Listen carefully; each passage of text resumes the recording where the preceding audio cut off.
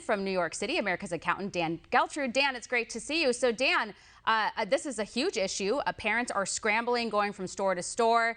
Some people are going online trying to purchase baby formula that they find there, and then they're realizing that people are marking the prices up 2-3 times what it's worth. I mean, this is a big deal, and we're waiting to hear from the president on this.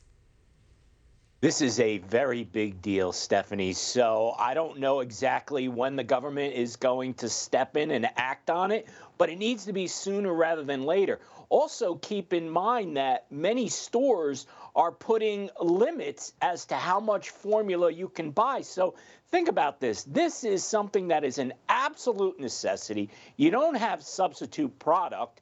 And there's a limit on it. Now, I get why they're limiting it, because you need to have enough for everyone, but we don't have enough for everyone. I mean, all these children need to be fed. So I really think that this is something that needs to become an absolute priority for this administration. And it starts by recognizing there's an issue, and then you come out with a plan and you implement the plan to solve the problem.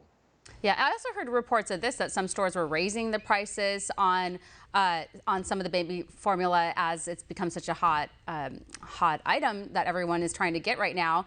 And then also too, people need to be very really look into where they're buying the baby formula online, just to make sure that it's safe.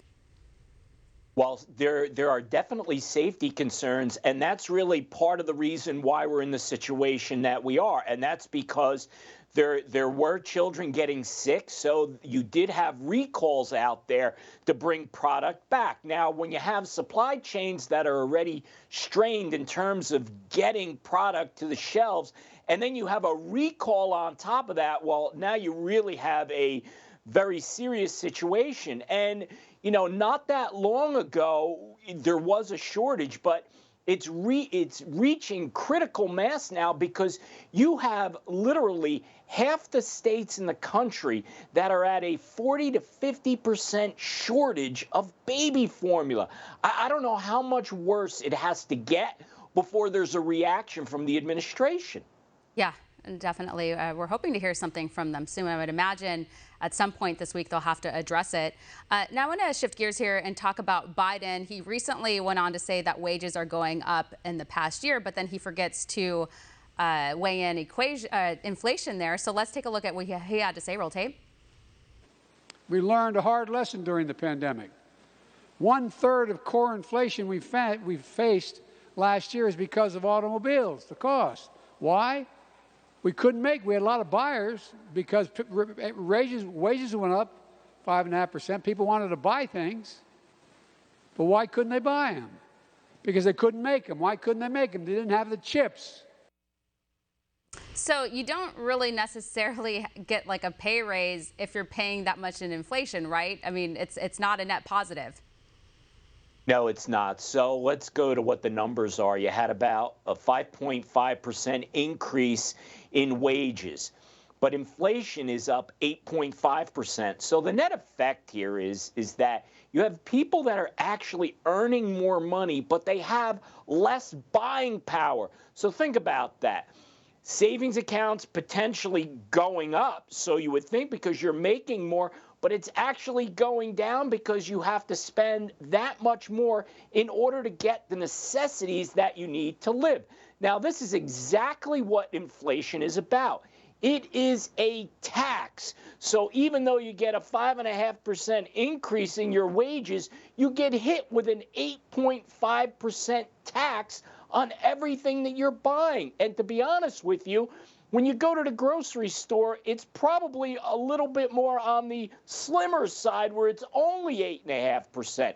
If you look at what, so many foods and products are costing, and not to mention fuel, I mean, you just can't keep up. Yeah, you really can't. And speaking of inflation, apparently that's also hitting those who are trying to get married and throw a wedding. And the numbers are pretty astounding. And so I think those that are wanting to get married and throw the celebration, maybe they should wait until hopefully things get better. But the numbers they crunched the numbers, and they're saying there's been about a 30% hike from the previous year. Yeah, that doesn't surprise me at all. Look, the whole thing about weddings is you're dealing with people who are very emotional. This is a once in a lifetime event. It's special. It's got to be perfect. And you're willing to pay for that perfection. Except you have to think a little bit twice, think twice about it when you're talking about these increases that are so substantial. So I do believe that there are people out there that are getting married and then figuring out how to celebrate it, whether they delay it or think about alternatives in order to try to save a little bit of money, or at least not to start off their lives together in bankruptcy. So I really think this is something that, people are going to think twice about how much they can truly afford to spend to get married. Yeah, and then according to reports, they're saying that couples are slated to hold 2.5 million weddings in 2022. And then they also crunched the numbers here. They were saying that some of the key components of weddings, some of the things that you would normally buy are double-digit prices, which includes wedding cakes. Those went up 48%. Wedding venue food, 36%. Live bands, almost 40%.